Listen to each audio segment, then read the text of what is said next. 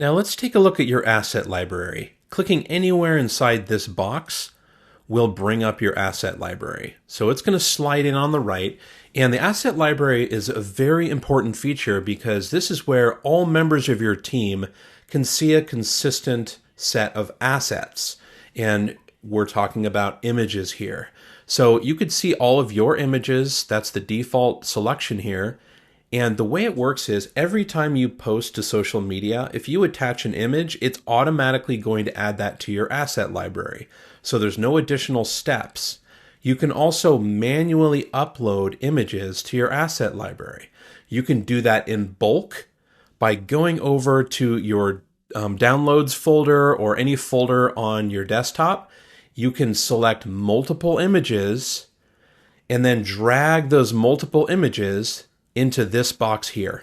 And it will automatically just start populating them here in your asset library, and you can use them anytime in the future to create social media posts. You can also use the free stock images.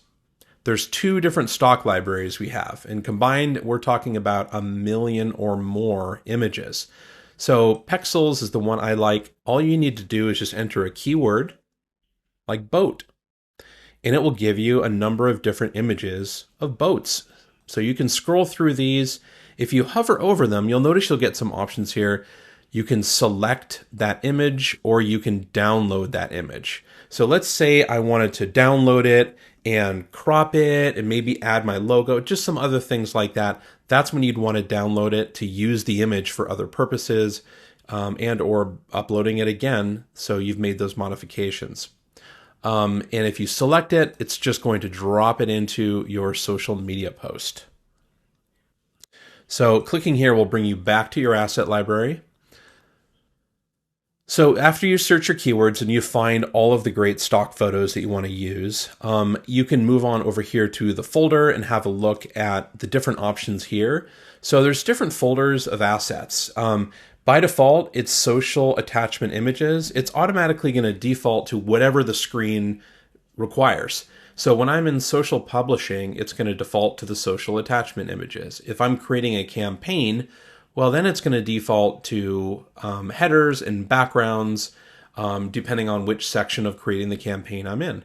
But it will store all of your different assets in the appropriate places.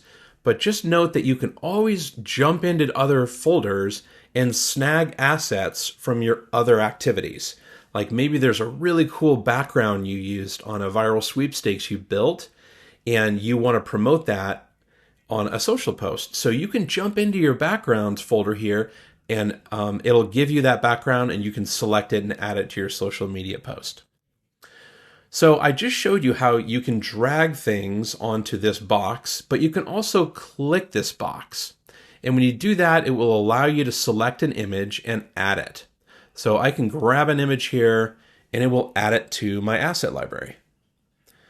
And then when you're ready to close it, all you need to do is click outside of the asset library or the little X here.